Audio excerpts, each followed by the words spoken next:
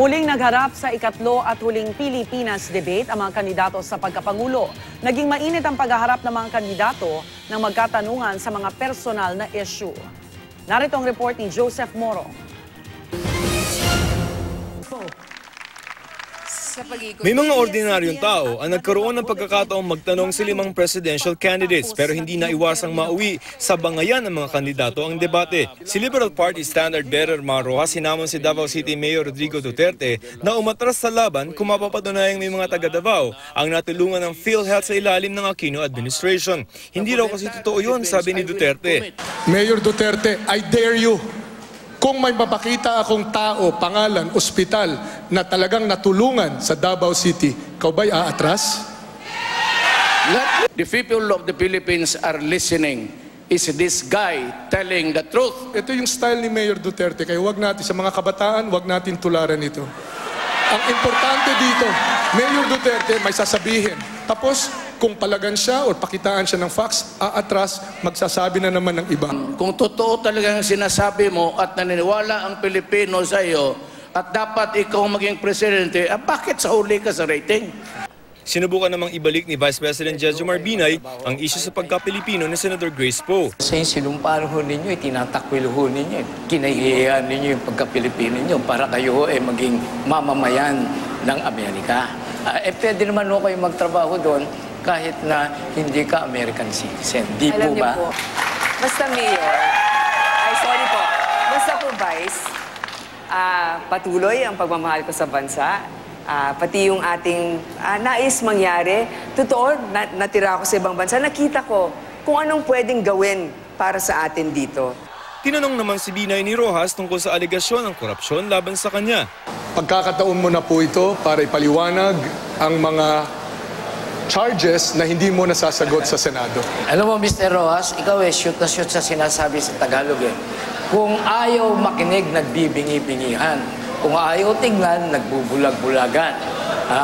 Ilang beses ko na sinagot yung mga pinagsasabi mo. Hindi naman ikaw hukuman para humatol na ako may kasalanan. Si Poe naman tinanong si Duterte kung ano maasahan ng kababaihan sa pamamahala ni Duterte. Meron po kayong interview sa magazine na sinabi nyo that women are the weaker sex. At alam na natin yung bago mong pronouncement na sinasabi dapat na unang mayor. At nung isang nagreklamo ng rape, sabi nyo drama queen. Ano po ang kahinanatnan ng babae sa inyong administrasyon? Well, in Davao City, ma'am, we are the first city to come up with the women's code. Davao City is the only city with the police department na walang vice squad. I have disbanded it because they used to arrest commercial sex workers. The only person who can arrest them would really be the city health tapos to order the police.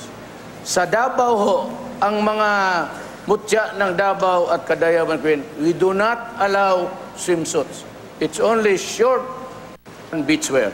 That is how important the women is or are in Davao. Si Duterte, simple na lamang ang tanong kay Senator Miriam Defensor Santiago. Ang tanong ko, ma'am, how are you today? I'm almost back to normal good health because I'm on a secret pill that is not yet available in the market but is being sold at very atrociously expensive prices. And it's a miracle worker in the sense that I'm almost normal now. Kinuha na rin ni Santiago ang pagkakataon ng debate para sabihing hindi siya aatras sa pagkapangulo sa kabila ng kanyang karamdaman. For those who think that I should withdraw because I have once been a cancer patient, this is what I say. I am now normal. I can think and I can act and I can pray. I will never quit. I will never stop. I will never withdraw. Joseph Morong, GMA News. Ilan sa mga tampok na issue sa ikatlo at huling Pilipinas presidential debate ang mga plano nila kaugnay ng overseas Filipino workers, ang agawan sa West Philippine Sea at kontraktualisasyon. Nagbabalik si Joseph Morong. Ang mga ordinaryong tao ang huhusga kung sino ang maluluklok bilang Pangulo. At ilan sa kanila nagtanong sa iba't ibang isyu katulad ng pag-aagawan sa West Philippine Sea at kung ano ang gagawin ng mga presidentiables para matulungan ng mga mangingisdang nahihirapan na. Halos lahat naman ng mga kandidato nagsabing wawakasan nila ang kontraktualisasyon. Sa mga OFW, si Senador Po magbibigay daw ng portable PhilHealth na maaaring magamit saan man sa mundo at 24-hour na hotline para sa kanila. Si Binay naman may plinano na raw na 100 milyong pisong legal assistance fund. Ganon din ang proposal ni Santiago ang magtatag ng legal assistance fund para sa mga OFW. One-stop shop naman para sa mga requirement ng mga OFW at bangkong magbibigay ng mas madaling remittance ang gusto ni Duterte. Sasagutin na raw ng gobyerno ang pamasahe ng OFW na nakaranas ng pang-aabuso at gusto nang umuwi sa Pilipinas.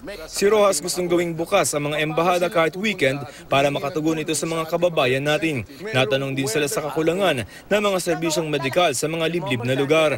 Itong ikatlong debating ito ang posibleng huling silip ng publiko sa lahat ng 5 kandidato bago sila pumili ng kanilang iboboto sa Mayo 9. I have one word for all of government dito sa Pilipinas.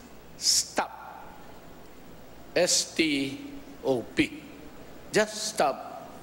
Just obey the law. Pag-isipan nyo mabuti itong ginagawa natin. Nagpipili tayo ng ating maging leader sa loob ng sunod na 6 na taon.